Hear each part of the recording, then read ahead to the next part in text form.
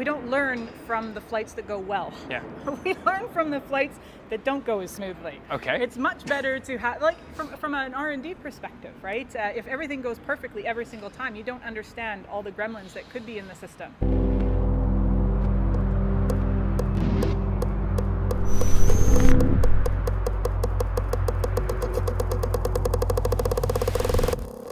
So we're here at Harbour Air and I'm joined by Erica, and we're here to learn about this amazing plane behind us. But before we do, as Erica, I just want to ask you a little bit about Harbour Air. Who are Harbour Air and what do they do?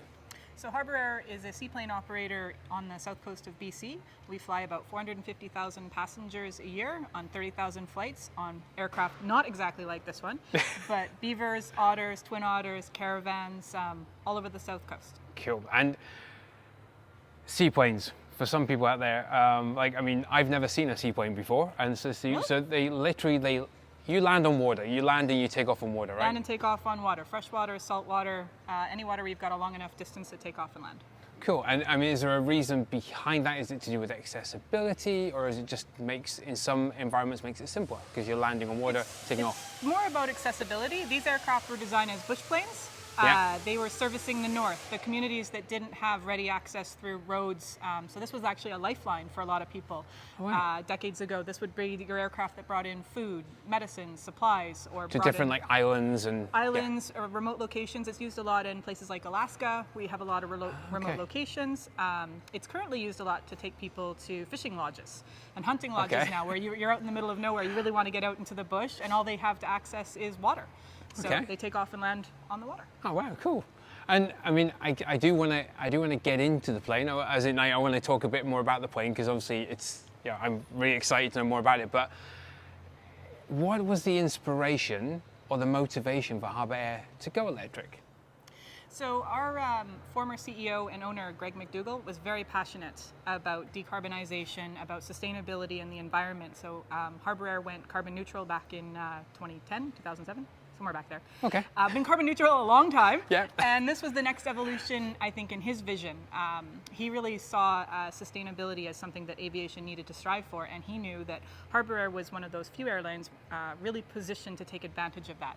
There aren't very many airlines that have our kind of missions, where it's 20 to 30-minute flights with 6 to 19 passengers. That's something that the electric technology can support now.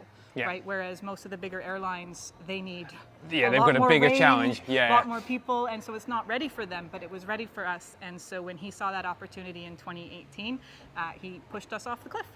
Well, hopefully not literally, but I mean, a lot of people wouldn't associate carbon neutral and with aviation, because obviously a lot of people talk about aviation as the fact that if you fly, it's bad for the planet, that kind of situation. But I guess in certain situations at the moment, you could advance quicker into electric aviation. And I guess he was pioneering at that time. Absolutely. I think at the time there was a lot of flight shaming going on, and I think it was very passionate for him to be able to revamp the view that people have of aviation.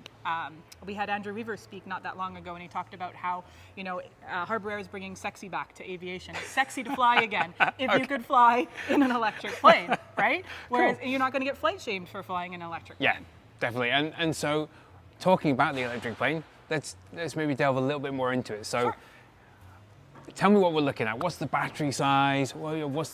What range can this do, or are you still learning that? Tell me a little bit more about the technology behind the plane. Sure. So we're still learning a lot. Absolutely. Okay. This is our development vehicle. So this is an experimental aircraft only.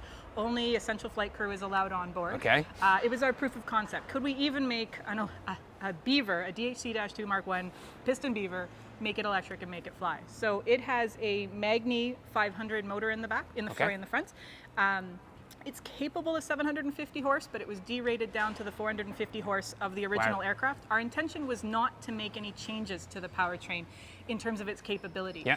Our focus really was taking a dependable, proven airframe, so we didn't have to think about flight characteristics or anything that's innate to the airframe. So when you say taking a dependable airframe, is this a retrofit of an existing plane? Yes. So this aircraft was built in 1956. It's one of the highest Wow. time beavers we think on the planet. It's over 40,000 hours flight time. So this plane's like 70 years old. Yes. Wow. Yes. She's lovely. She looks beautiful for her age. Definitely. Looks a lot better than me for her age. So yeah, but I mean, clean sheet is going to get you probably the best performance out of an electric aircraft, Yeah. for sure. But on wheels, once you're on floats, that drag benefit that you would get from a newer build aircraft, you lose it anyways. Yeah. So what we really wanted to focus on, the new and novel technology. What do we not know? We know how the wings work. We know how the tails work. We know how the floats work. We don't know how the electric system was going to work, Yeah. and we don't know how the electric batteries were really going to Okay. work. So we wanted to be able to focus on that. So yes, the Magni 500 engine, Yeah. 4-inverter system, and then we have a set of lithium-ion batteries in the back. It's a 143 kilowatt-hour battery Okay, pack, about okay. the same as what you have in the Ford F-150 Lightning Yeah. extended range version. Okay. I'm guessing you've For got comparison, one. I do. Okay. And And I was fascinated to learn it was almost exactly the same amount of battery capacity that our airplane has. so but in a vehicle that size, a vehicle plane that size, it's interesting to hear that is kind of the size that we're putting in cars nowadays. Yes. So it kind of puts it into relation to the scale, because I guess the weight differential with regards to what this is doing compared to a car. Well, So that's quite one thing fascinating. we have to be much more sensitive on, right? Like, I don't actually know. I found this, the Ford doesn't actually tell you how much the batteries weigh. They tell you what the whole vehicle weighs. But electric ground vehicles, they don't care about the weight as much. It's not Yeah. as much of a penalty to them. Whereas for us, the more weight that's in the batteries, the fewer people that you can fly, or the less cargo. So we're very weight sensitive. And that's one of the reasons this was really the development vehicle, is the battery technology at the time. We paid a pretty good penalty on the weight side. So you have a big plane like this, Yep. and for us, we go to a charging station and we plug it in and we have our CCS connectors. But I would imagine you probably have maybe a different charging system for this, or are you working to make it the same? We're going to work to make it the same. So there will be a bunch of different software on the aircraft for managing it, but we have. We're working with the company right now, and we're basically taking your standard car charger and we're going to stick it on the dock. So you'll pull up to the dock and you'll plug in like a CCS One charger. Great. So I'd be able to pull up with my car if I'm ever in need of charge and plug into a unplug the seat point and If you plug can get it in. down onto the dock, absolutely. No, that's really cool to hear, because again, standardization. Yeah. You're just keeping it the same as what's already out That's there. as much as we can keep the same. That's what we're working on. Simplification. Side. Okay, cool. So I'm thinking as we look at this, I mean, what would be the vision? What is the vision for Harbour Air? Because obviously, are you expanding on this? Because obviously, this is R&D. Yeah. I mean, what kind of challenges have you faced from the R&D side of things, and what's the vision going forward? I mean, What challenge have we there's a not big faced? question, but if you can maybe pick one or 2 points there. Well, certification is obviously the biggest issue. I mean, the technology is there, but can it meet a certain level of standards, right? We all have to meet, in aviation in particular, you have a bar you have to cross, and they don't even know where to set the bar right now. So that's Okay. a massive challenge from the certification side. From the R&D side, understanding the behavior of the battery system. For example, we recently had this thing, mostly we've kept it in the kept Princess in the hangar. She's a hangar queen. Okay. Hangar queen. Okay. So she usually gets charged in here, but we recently took her on a trip where she had to spend overnight outside, Yeah. and we had to charge her on the water. And the cold water from the sea was affecting the temperature of the batteries that are in the belly of the aircraft differently than the batteries in okay. the rest. And therefore we started seeing temperature spreads that would then cut off charging because the delta was too big. And that was something we didn't know that we knew that, the differentials happen, but we didn't know that the cold sink, heat sink from the water would Yeah. be that significant an effect. That would affect the battery, okay. Yeah. It's a bit like us when we're taking our like the scenario into the Arctic at -39, we're learning things that we wouldn't have normally known because we're taking it into an environment that's different to what it's normally been in. Exactly. So I guess you're learning the same thing Until from the you plane. actually try it, you don't Yeah. know what it's going to do. So there are lots of things like we always joke. we don't learn from the flights that go well. Yeah. We learn from the flights that don't go as smoothly. Okay. It's much better to have, like, from an R&D perspective, right? If everything goes perfectly every single time, you don't understand all the gremlins that could be in the system. Yeah.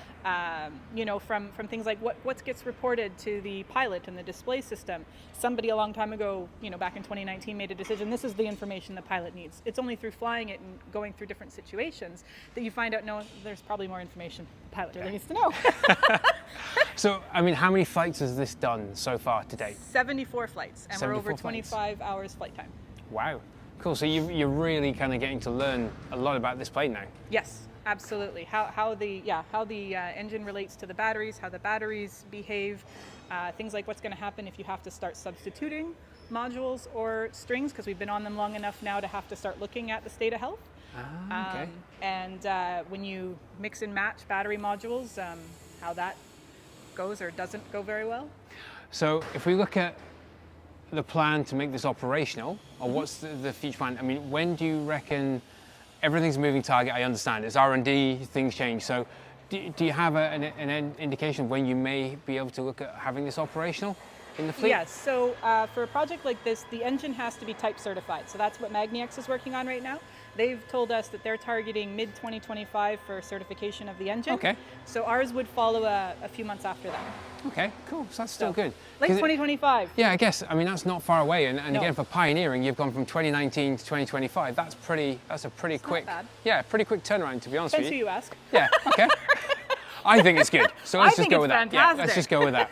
But the so I mean, I think it's really cool. I've really enjoyed finding out a bit more about it, and obviously talking about you with it off camera and all these other fascinating things that we wanted to know. But if you were to give one message to the industry about electric aviation and the possibilities, what would that be? I think there are endless possibilities. Our team is so passionate about this, the decarbonization of aviation. We really believe in retrofitting existing aircraft to remove the burning of the fuels, and I think that more and more people should join us in our adventure. Absolutely. I do too. And I just want to thank you so much for your time, Erica, and thank you for inviting us here to take a look at it. And guys, look, an electric plane, just another form of cool electric technology that's happening, and another organization that's pushing to try and decarbonize, which is just all we can do. Let's just all try and do our bit. So thank you so much. Well, thank you for your interest. Thank you.